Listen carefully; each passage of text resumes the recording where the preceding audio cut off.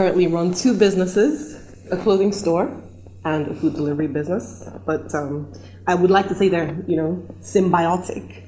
One grew from the other. So I'm going to start from the beginning. Usually a good place to start. When I left law school, I was very disillusioned with practice. That's my own personal opinion. And the day I actually did get a job in a government agency. And the day I got the job, right there, I had an epiphany. I just said, you know what? I'm not going to work for anyone. I'm going to work for myself. So funny enough, the person I was actually talking with, the person who had actually just employed me, said, oh, are you serious? Let's go into partnership. Let's run a business together. And we played with the idea for a while. He said, oh, I have this contact who brings in clothes from the US, So I said, okay, let's see what we can come up with. I found a store. And then I just said, you know what? I'm going to go this alone. I don't care how much money you're going to bring in, but I don't want to run this with anyone else. So I actually had 150,000 of my own. I couldn't afford to go to the US to buy any clothes or anywhere else. So I went to Balogun Market.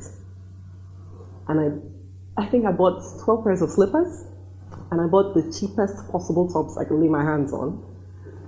And I went back to my store. I had borrowed money to pay for the store. It was under $1 million, definitely. It was 350,000 actually. So when I got the place, I didn't even have racks to put my things in. So I had a friend who said, look, just start from start with what you have. I was really encouraged, and she gave me a rack. And I put all my things fit on one rack. And I went around and I said, okay, let me do a survey. How much are people selling their things? So what I did was to slash everybody's prices. Like, I took 50% off everybody's price and I sold my things for next to nothing. And I made a lot of profit. So I said, okay, why don't we start sewing our own clothes? The time we started to make things and put in the store, we started to get more customers. We actually had our own label even.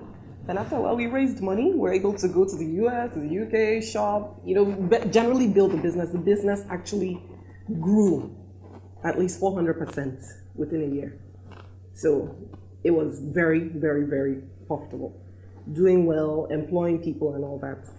Then by the time we'd done that for about 4 years, or by the time I'd done that for about 4 years, I had another epiphany that I should go into the food business, because I've always believed that there are like three main aspects, main areas in business. There's clothing, there's food, there's shelter. And you can break that down into hundreds and thousands of different, units. So I said, okay, let me go into food. And for food, I said, we don't have money for a restaurant. I actually had another possible investor who wanted to invest a lot of money in the idea. And somewhere along the line, I also got cold feet. And I said, you know what? No, thank you. Let me build, because I believe in building things organically, because there are lessons you learn that you can't pay for. So I said, let me start from scratch, like the barest possible minimum. So I said, we don't have money for to get a place and all that. We're going to make it a delivery business. We'll take the food to the customer. So he said, oh, you know what? I have 10 trucks lined up. Let's still use your trucks. I still said, I don't want to partner with anyone just yet. Let's leave the partnership for now.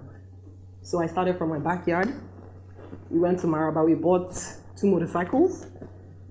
We got boxes. We branded it, because I've always believed that even if you're starting small, you need to be careful with the brand. You need to build the brand right from scratch.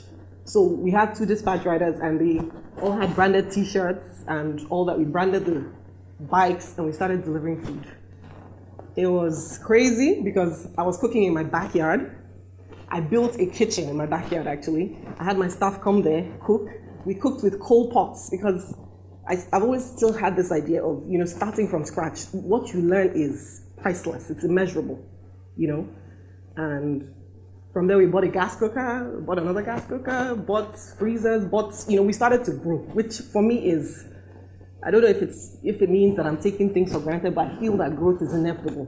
You can either grow up or grow down, but you're going to grow. You will move eventually. Diznos Food Express is now a fast-growing business We've had offers to expand to several states. Right now, we have at least 12 staff permanent. We have over 30 contract staff.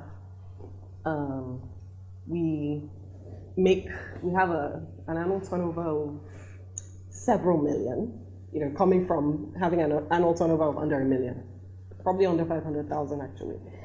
And 1001 Ideas, I had to go back and resuscitate it. It's also doing well. It's also making turnover in excess of several million a year. And we also have several staff there as well. So my name is Adaora Evulukwu, CEO, founder of Diznos Food Express and 1001 Ideas, and you do not need $1 million to